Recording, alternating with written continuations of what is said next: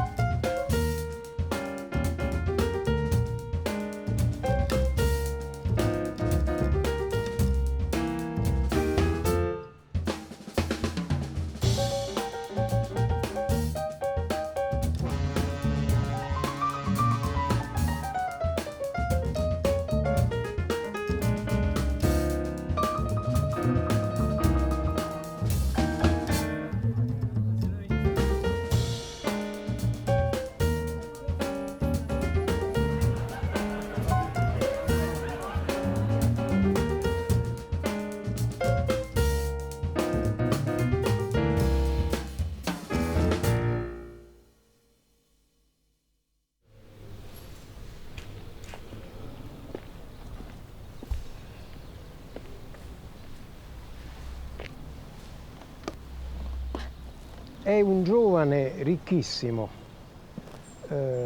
nato a Livorno da una famiglia ebraica proveniente da Cipro, dal Levante, ed è già a questa età un finanziere più che un banchiere, cioè è un uomo della grande finanza internazionale.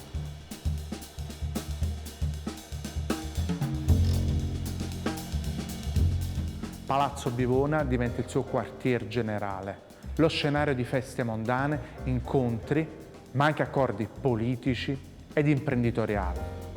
È qui che pianifica la sua scalata al potere.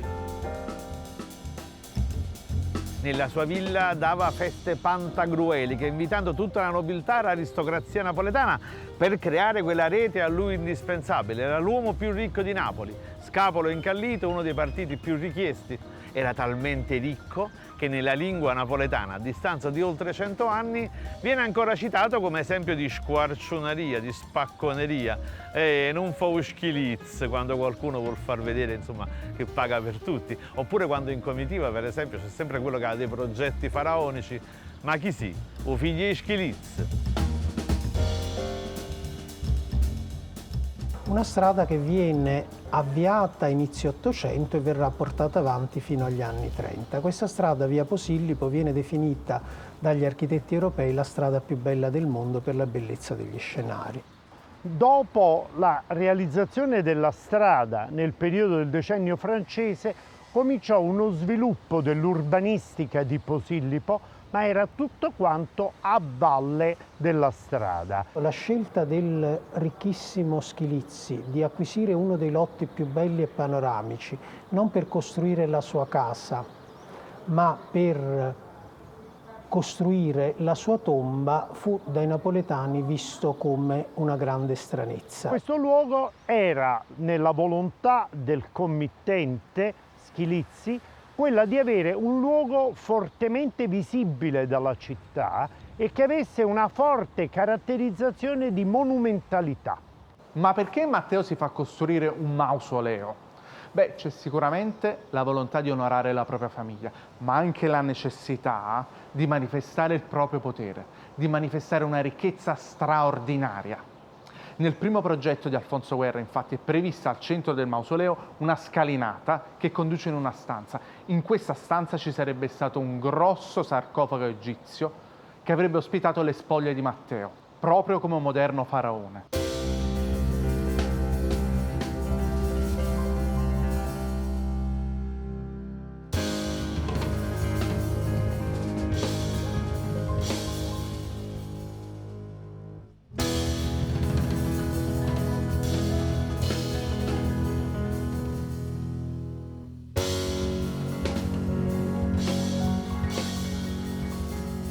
Conosceva bene quali erano le realtà dei viaggi dell'epoca e il viaggio non era assolutamente quello attuale e nel panorama internazionale si rende conto che a Napoli ci sono dei personaggi che segnano l'architettura e l'urbanistica di grande rilievo e tra questi sicuramente individua Alfonso Guerra.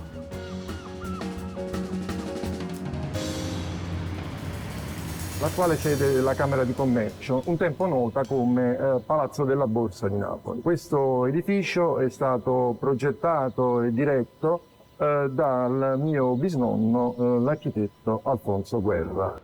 Matteo Schilizzi lo aveva scelto forse anche perché Alfonso Guerra aveva fatto già delle opere dedicate all'edilizia funeraria che avevano dei richiami molto particolari relativi all'arte egizia, alla cultura mediterranea in genere. Aveva molto sofferto per la profanazione della tomba del fratello e quindi voleva realizzare un monumento che fosse impenetrabile e che ricordasse nel tempo appunto il fratello stesso. E quale architettura se non appunto proprio quella dell'Egitto, che vede come tema centrale quella della morte, quella dell'aldilà, poteva essere appunto l'architettura più idonea, il linguaggio più idoneo a realizzare e a disegnare questo progetto così ambizioso. Si riteneva che l'arte egizia fosse arte funeraria per eccellenza perché era l'arte concepita da una civiltà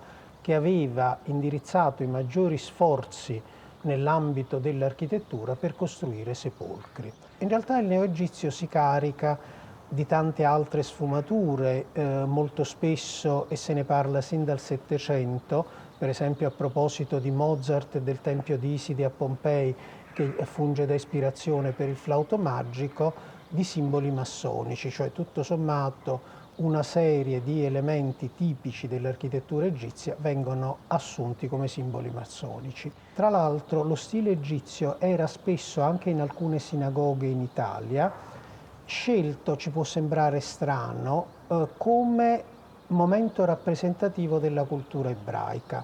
Perché? Perché non esisteva come riconosciuto una vera cultura ebraica e per quanto, come dire, sappiamo dalla Bibbia che non erano proprio amici egiziani ed ebrei, però curiosamente era considerato un'architettura orientale antichissima e che quindi poteva ben rappresentare lo spirito ebraico. Proprio per la conoscenza di questo manufatto sono stati realizzati rilievi digitali tridimensionali attraverso le acquisizioni da drone, attraverso acquisizioni laser scanner sia in modalità statica che in modalità dinamica e da questo sono stati ottenuti dei modelli puntiformi sotto forma di nuvola di punti che sono stati successivamente processati e a partire da questi sono state ottenute delle rappresentazioni che hanno restituito, diciamo, la conformazione del mausoleo stesso. Ciò che è emerso ancora dal ridisegno derivato appunto dalle acquisizioni tridimensionali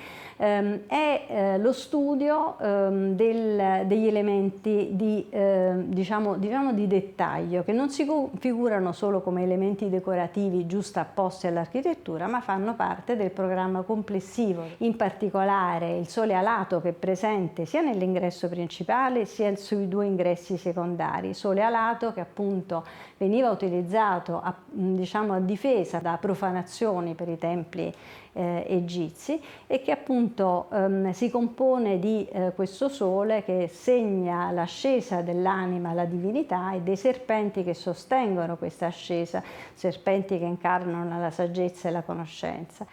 Al di sopra i sacerdoti egizi che sostengono la croce di Ankh, che è la croce della vita, quindi ancora una volta il rapporto tra appunto il mondo terreno e l'aldilà. Oltre a ciò delle cariatidi che sono in corrispondenza dell'ingresso principale, sostengono delle piume di Mat, che come ricordiamo sono le piume che avevano diciamo, il ruolo di pesare l'anima del defunto nel momento in cui lasciava questo mondo. Ma la grande abilità di Guerra è che mentre l'esterno lo realizza il neo-egizio, l'interno adotta un'altra tipologia di linguaggio neo-arabo. Il prono di accesso alla chiesa ha un riferimento, secondo me, preciso alla diciamo, architettura tolemaica. Infatti i punti di riferimento sono sicuramente il prono della prima sala ipostila del tempio di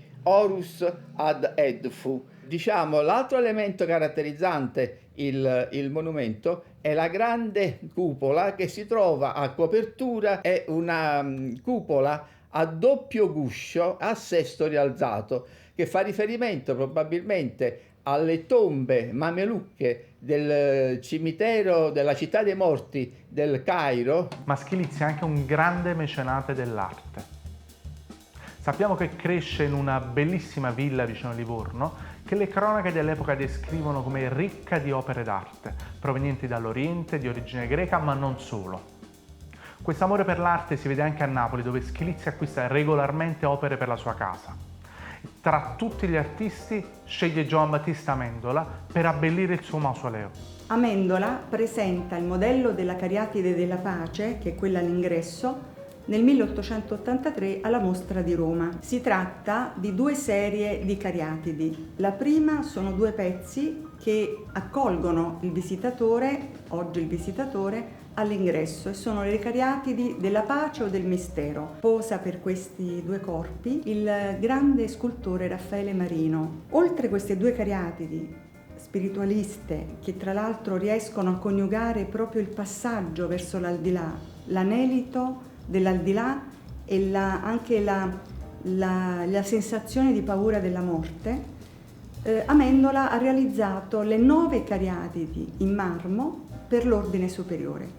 Sono 9 cariatidi di marmore posizionati tra i grandi finestroni. Ricordo almeno il giudizio che ne diede Salvatore di Giacomo, che le definì mute espressioni del dolore e filosofe di una civiltà perduta. Già, ma che peso ha avuto la committenza in una scelta tanto particolare? Il tema bizzarro ma simpatico era stato imposto da Matteo Schilizzi, scriverà anni dopo il figlio di Alfonso Guerra. In effetti però, Schilizzi pare si fosse ispirato a un altro progetto di cui conosciamo veramente poco. Prima di lasciare Livorno, infatti, aveva commissionato all'architetto Ambroise Baudry un progetto per una tomba di famiglia, un progetto mai realizzato che viene terminato nel 1881. Per quell'epoca però Schilizzi era già arrivato a Napoli. È probabile quindi che il mausoleo si ispiri a quel progetto, oggi conservato nel Museo d'Orsay a Parigi.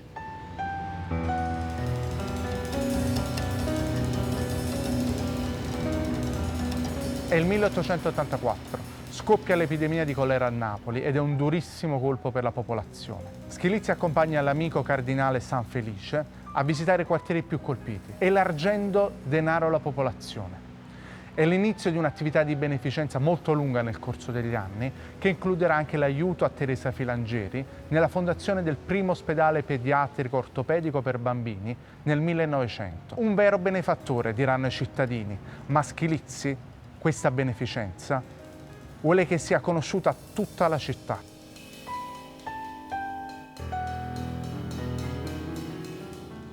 Il problema drammatico di Napoli era che le acque spurie, le fogne, si incrociavano con le acque potabili e questo naturalmente determinava conseguenze tragiche sul piano della diffusione delle epidemie. Questo soprattutto nei quartieri di Mercato, di Pendino, i quartieri, il basso Napoli, la parte popolare della città.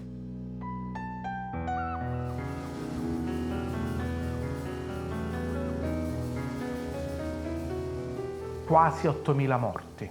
L'epidemia ha ripercussioni anche sul tessuto urbano della città. Il presidente del Consiglio dell'epoca, Agostino De Pretis, dichiara: bisogna sventrare Napoli. Ma sventramento non è un termine particolarmente orecchiabile, così si mette in moto quello che verrà ricordato come il risanamento di Napoli. Schilizzi non è solo un finanziere di livello europeo, ma è anche un imprenditore e quindi interviene proprio in un'opera fondamentale di cui godiamo ancora oggi, le fognature. E quest'opera delle fognature fu realizzata dall'impresa di un giovane ingegnere, un trentenne, Achille Minozzi. Minozzi ebbe l'appalto per le fognature di Napoli nel 1887 con la sua società di ingegneri.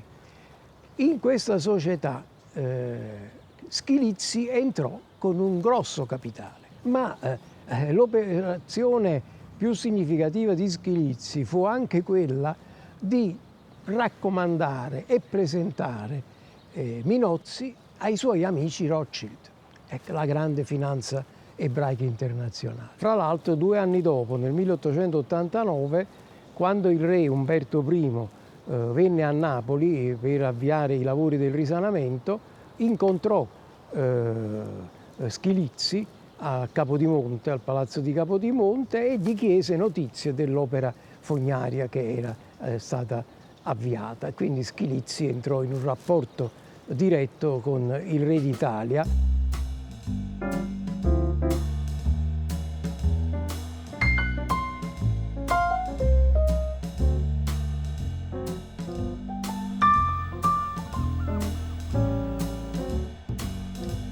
Ci troviamo in uno dei pochi fondi rustici della città di Napoli, dove alle nostre spalle ammiriamo il nucleo antico della città con Spaccanapoli, che taglia in 2 la città, e a margine di questa città c'è l'area dei quartieri bassi. E nel 1884 è in questa zona che scoppia l'epidemia di colera, dove esistevano condizioni precarie igienico-sanitarie e dove c'era un sovraffollamento ambientale e di popolazione. Ed è in questo momento che Napoli diventa un drammatico caso nazionale. Viene fatta una legge speciale per il risanamento della città di Napoli nel 1885. Va detto che Napoli acquista un carattere di città europea grazie al risanamento. Non solo il rettifilo, che è l'opera principale, e i palazzi intorno al cosiddetto rettifilo, che è proprio la strada che taglia Napoli dalla ferrovia ai quartieri spagnoli, che dà un'altra dimensione alla città. E si comincia ad affidare a una società, la Società per il Risanamento, quella che è la ristrutturazione della città. Si inizia così a risolvere quella che era una situazione urbanistica intricata, caratterizzata da reticoli medievali e da una presenza di fondaci, che erano i luoghi di maggiore degrado della città.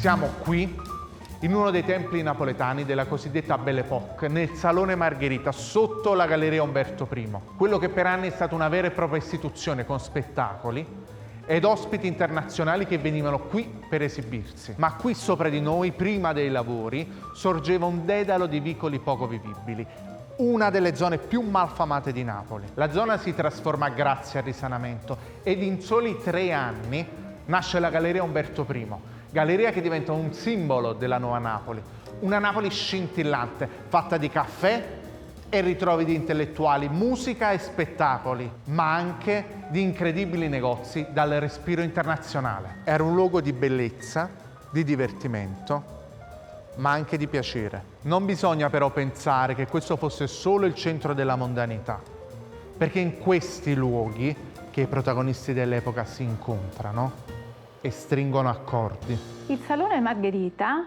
nella neonata Galleria Umberto, è anche la sede, tutti gli anni, il 5 ottobre, del grande banchetto per 200 convitati organizzato da Emidio e Alfonso Mele. I grandi magazzini Mele Nascono nel 1889 nel Palazzo della Borghesia, un palazzo bellissimo che ancora oggi esiste di fronte ai giardini del Teatro San Carlo, e un magazzino di 2000 metri quadrati dove i due fratelli hanno 200 dipendenti e sono all'epoca i più grandi imprenditori commerciali. Avere questo invito è un grande onore in città e viene rivolto alle personalità più eminenti. Matteo Schilizzi riceve questo invito il 3 ottobre con una lettera autografa di Emilio Mele, alla quale risponde personalmente in un modo che ci lascia anche ben comprendere la sua personalità, una personalità molto particolare, in quanto lui rifiuta l'invito in quanto a sua volta Emilio Mele aveva rifiutato di fare pubblicità sul giornale del Corriere a lui appartenente. Quindi si crea questa simpatica situazione che poi non è comune soltanto a Schilizzi, ma anche ad altri esponenti giornalisti dell'epoca come Scarfoglio e Serao. I due sono sposati da poco, Matilde ed Edoardo, e sono una delle coppie più brillanti della cultura, direi, nazionale. Dirigevano il Corriere di Roma, un ricevimento, conoscono questo giovane brillante, vulcanico, banchiere imprenditore livornese, di origini livornesi ebraiche. Schilizzi decide di affidare a questa coppia un giornale a Napoli. Lui ha molto interesse per la piazza napoletana, perché i giornali allora come ora servono ai grossi imprenditori per controllare la situazione politica. Loro gli rappresentano i problemi che hanno, problemi economici, a liquidare fondamentalmente il Corriere di Roma, e Schilizzi si fa carico dei debiti. Pagò i debiti, che erano poca cosa per lui, 15.000 lire, quindi proprio niente, e assunse Scarfoglio e nacque il Corriere di Napoli. Giornalismo, politica, affari, cultura erano in qualche maniera intrecciati. Scarfoglio era molto critico del ministro Nicotera. Nicotera era a Napoli una potenza massonica. A Napoli c'erano due partiti, il partito di Nicotera e il partito del Cardinale, quindi i cattolici e i massoni, e si disputavano il Consiglio Comunale di Napoli. Fra l'altro Schilizzi aveva questa capacità di essere amico di tutti. Dopo qualche anno Scarfoglio e Schilizzi entrano in contrasto, perché oltretutto erano due personalità trasbordanti. I due romperanno e sarà la fine di questa esperienza comune, ma l'inizio del mattino. 1889.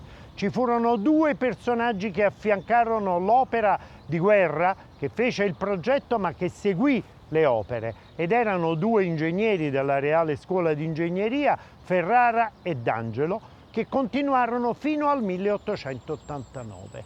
Poi, inspiegabilmente, ma forse si può spiegare bene, i lavori terminarono non con l'opera finita, ma rimase sospesa. Perché?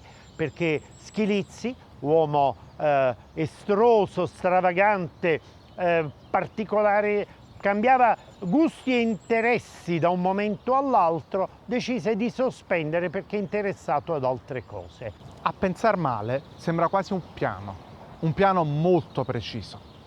Il classico uomo della provvidenza è arrivato da lontano. Un grandissimo benefattore, incredibile imprenditore, si fa costruire questo mausoleo e diventa un grande editore in città. Sembra una storia scritta e riscritta, ma Matteo Schilizzi decide di scendere in campo candidandosi in politica. Forte delle sue amicizie con gli uomini più illustri della città, il mondo cattolico, i costruttori, ma anche probabilmente la massoneria, Schilizzi è certo di poter vincere.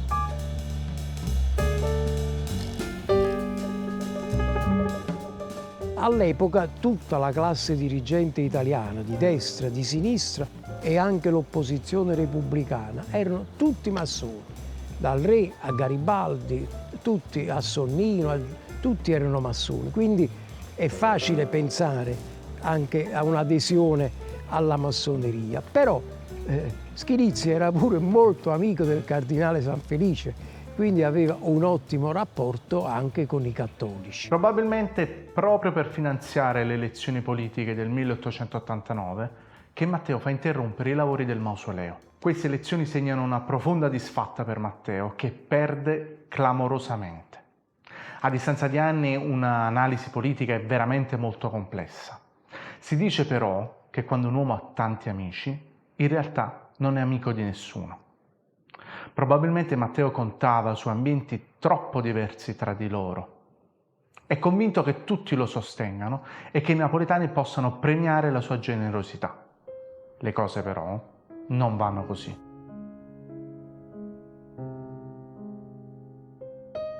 Dopo la sua disfatta politica, Matteo continua la sua attività di beneficenza come quella imprenditoriale, con la creazione di alcuni alloggi popolari venduti a prezzi estremamente convenienti. La sconfitta però va a incidere su quello che evidentemente era un equilibrio molto fragile, visto che entra in un profondo stato di depressione.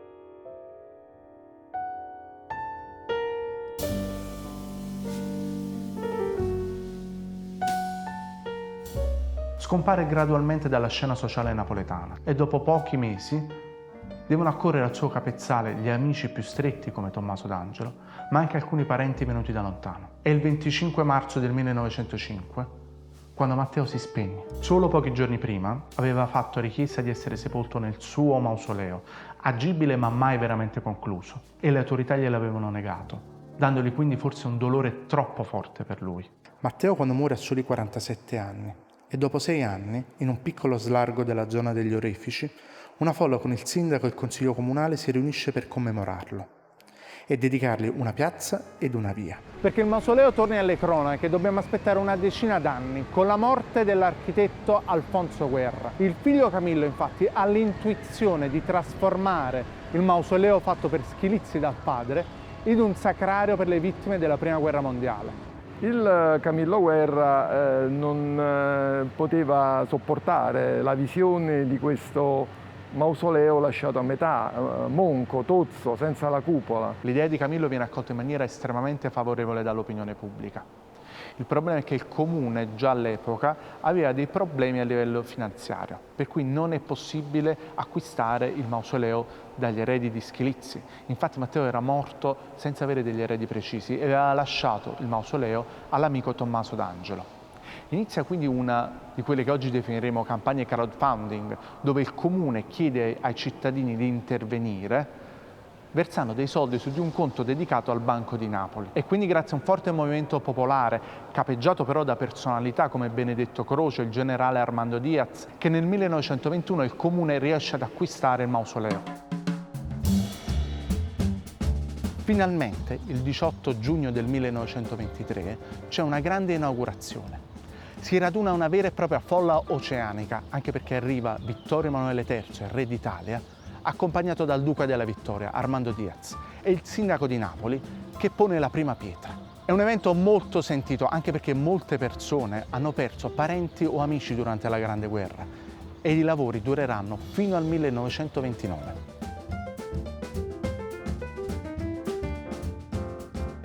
Camillo decise di realizzare quest'opera utilizzando anche il cemento armato, in particolare per le grandi coperture. Una delle prime opere che fece, al di là di questa grande sala dove al centro doveva essere collocato, è quella della cripta nella parte sottostante, dove furono destinati, quindi fu una nuova realizzazione tra lo scavo e la realizzazione della cripta, con la sistemazione di tutte nicchie e loculi.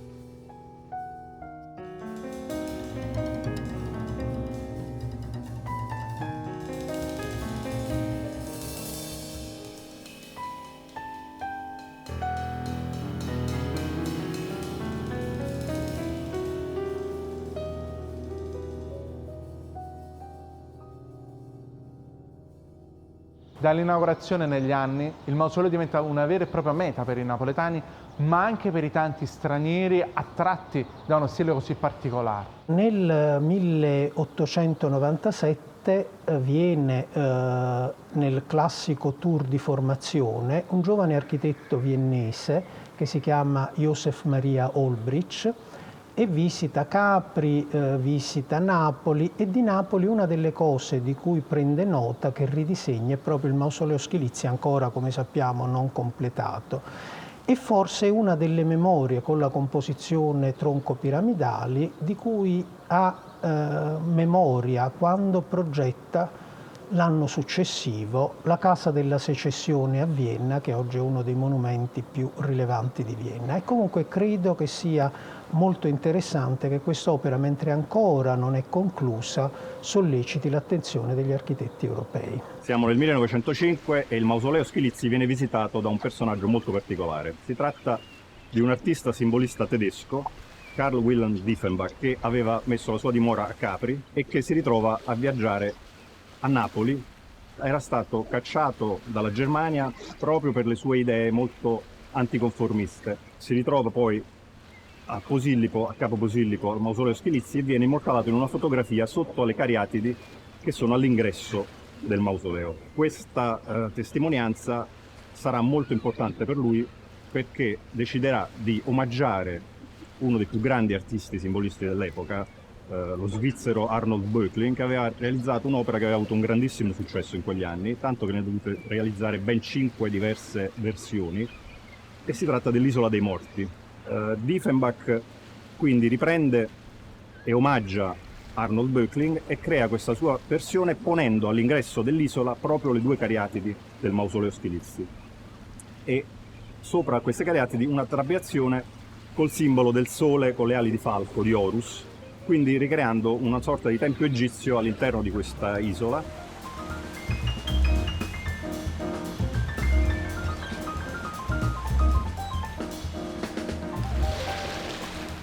Dopo la Seconda Guerra Mondiale è qui che vengono portate molte delle salme dei caduti, ed in particolare quelli degli eroi di una pagina molto importante per la città di Napoli, gli eroi delle 4 giornate.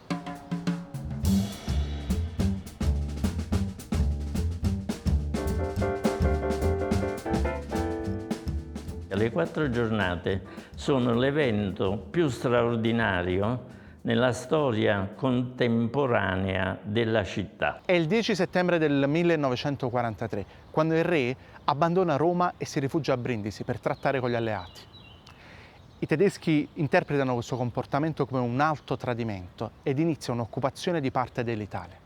Un'occupazione durissima. Dopo numerosi scontri a Napoli, il 27 settembre, la popolazione si riunisce e si organizza in 4 giorni di guerriglia urbana, che verranno ricordati come le 4 giornate di Napoli.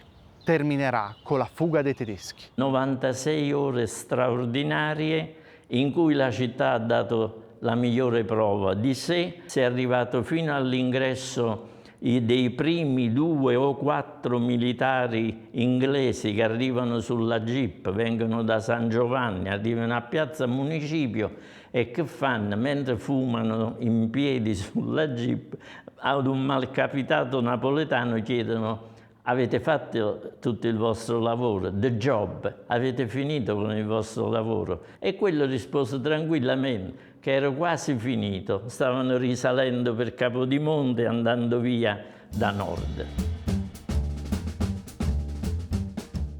Non ne conosciamo il motivo, ma nel 1960 ci sono dei lavori che interessano la cupola e la trasformano come la conosciamo oggi. Infatti viene ricoperta da piccole lamine. Verrà completata la cupola di coronamento del mausoleo, rivestita con rombi di rame, posizionati ovviamente a mano, realizzati dalla ditta Scolese di Napoli. L'architettura di questo giardino va immaginata in 2 momenti. La prima, quella del progetto iniziale, collegata con il mausoleo neoegizio. E questa memoria la troviamo fondamentalmente nelle allegorie delle piante esotiche e nell'architettura degli spazi aperti profondamente geometrici, pensati in una funzione monumentale del mausoleo.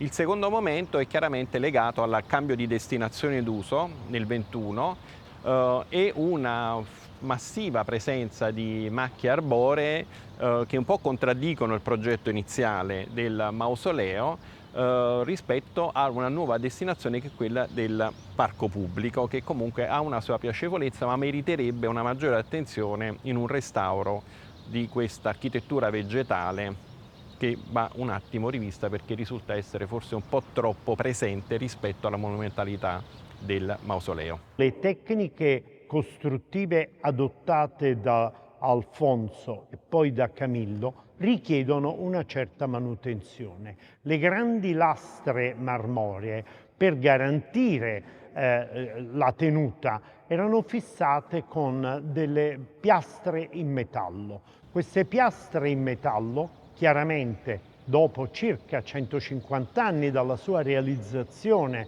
o comunque quasi a un secolo dalla seconda fase costruttiva, richiedono una manutenzione, perché il metallo esposto agli agenti atmosferici crea un processo di carbonatazione e quindi crea delle pericolosità, perché gonfiandosi si spacca la lastra di marmo e si hanno dei pericoli di caduta.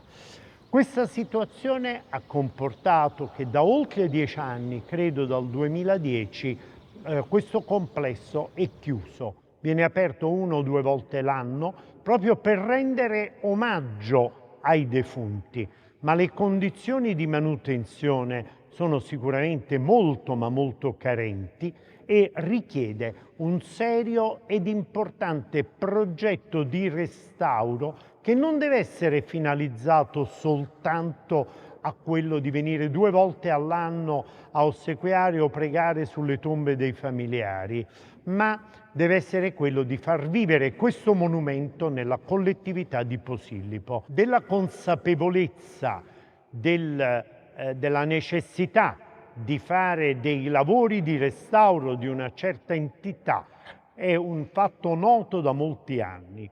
Nella storia tormentata del Mausoleo Sclizzi un anno importante, un anno di svolta è stato il 2004. In quell'anno, ascoltando gli appelli di associazioni e cittadini, finalmente il Comune approva con una delibera il progetto di riqualificazione. Nero su bianco c'è qualcosa.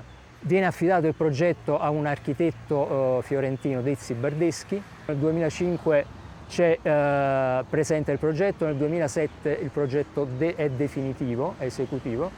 Nel 2009 la soprintendenza approva, si arriva al 2015, i tempi della burocrazia sappiamo quali sono, c'è una nuova delibera, il Comune stabilisce anche il quadro economico, 5,9 milioni di euro per eseguire tutti i lavori, però c'è un piccolo particolare, è scritto in grassetto nella prima pagina della delibera, atto senza impegno di spesa.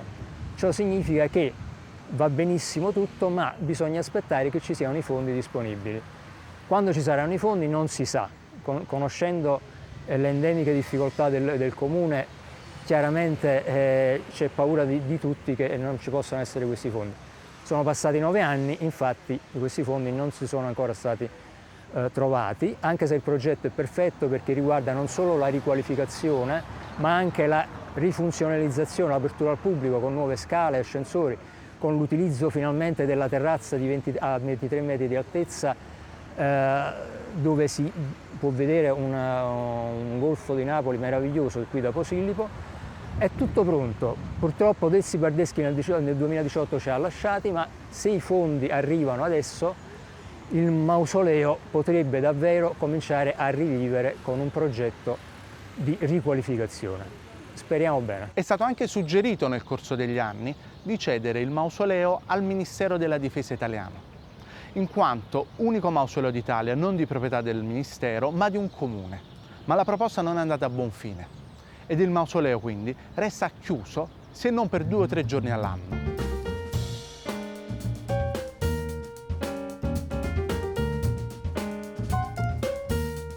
C'è la necessità di intervenire e di intervenire subito, sia a segno della conservazione della memoria, ma anche per mantenere questo complesso monumentale, aprendolo alla città, e mantenendolo perché è una testimonianza di una cultura architettonica, di un momento di mecenatismo molto forte che segna Napoli, quello della fine dell'Ottocento, e quindi affinché questo complesso possa essere ridato, come sta avvenendo per la Floridiana e altri complessi monumentali, alla città come parco pubblico, alle funzioni religiose o altro tipo di funzioni, diventa quasi un dovere della collettività civile e della classe culturale a sollecitare le istituzioni.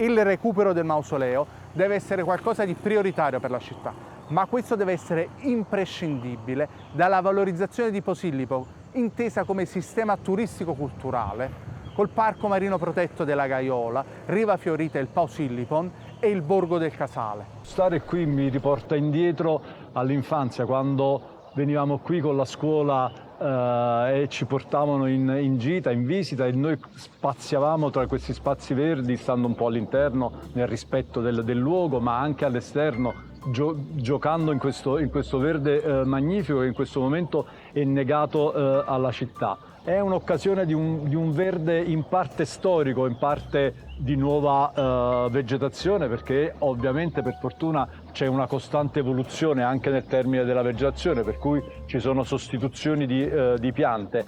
Quello che stona un pochettino è tutta quella parte di incuria volta alla vegetazione spontanea aliena, che sono gli ailanti presenti e che dovrebbero essere eradicati completamente. Ma questo è un polmone, la cosa che più rattrista è la presenza di un polmone verde non usufruibile direttamente dalla popolazione. È un polmone verde che indirettamente fa il suo servizio ecosistemico alla città, perché fa produce, assorbe CO2, rinfresca, contribuisce al microclima, tutto quello che è, ma questi sono gli apporti indiretti. Ma gli apporti diretti, cioè della gente che ne può godere la bellezza di questo verde, può godere direttamente della frescura dello stare sotto a questi alberi, anche se in un contesto comunque storico che è un contesto della memoria, ma anche gli alberi portano con sé la memoria del tempo. È un peccato lasciarlo così, abbandonato a se stesso. Siamo arrivati alla fine di questa storia senza aver risposto al quesito principale: chi era Matteo Schilizzi? Il digitale oggi ci permette di consultare una serie di archivi intorno al mondo, dandoci delle informazioni che probabilmente non erano accessibili agli stessi contemporanei di Schilizzi. Sappiamo quindi che la famiglia era originaria dell'isola di Chios, in Grecia, e si ramifica in tutta Europa. Si occupavano principalmente di banche, ma anche il settore marittimo, il commercio soprattutto di stoffe e il settore assicurativo. Erano presenti in Italia, a Livorno, a Firenze, a Trieste, ma soprattutto a Costantinopoli e a Londra. Una vera e propria multinazionale, quindi, di parenti lungo il globo che collaboravano tra di loro, ed ecco quindi spiegato anche i rapporti di Matteo con gli stessi Rothschild. Il padre di Matteo, che si chiamava sempre Matteo, è originario dell'isola di Chios, mentre la madre, Giovanna Rodocanacchi, è originaria di Livorno. I coniugi, quando si sposano, si trasferiscono a Londra, dove nascono John e Luca. Tornano a Livorno, dove nasce Matteo, che perderà il padre a soli 1 anno, mentre la madre ha 14. John non fa mancare nulla ai fratelli più piccoli e alla giovane moglie Fanny, è quello che oggi definiremo un manager affermato. Quando nel 1876 muore improvvisamente, è un grande shock per tutti. Luca e Matteo decidono di intitolare a Livorno un'opera pia in suo nome. È di John la tomba che viene profanata a Livorno, e da lì nasce l'idea della costruzione di un mausoleo di famiglia. Quando nel 1880 Luca, trasferito a Napoli per motivi di lavoro, muore, Matteo decide di lasciarsi Livorno alle spalle.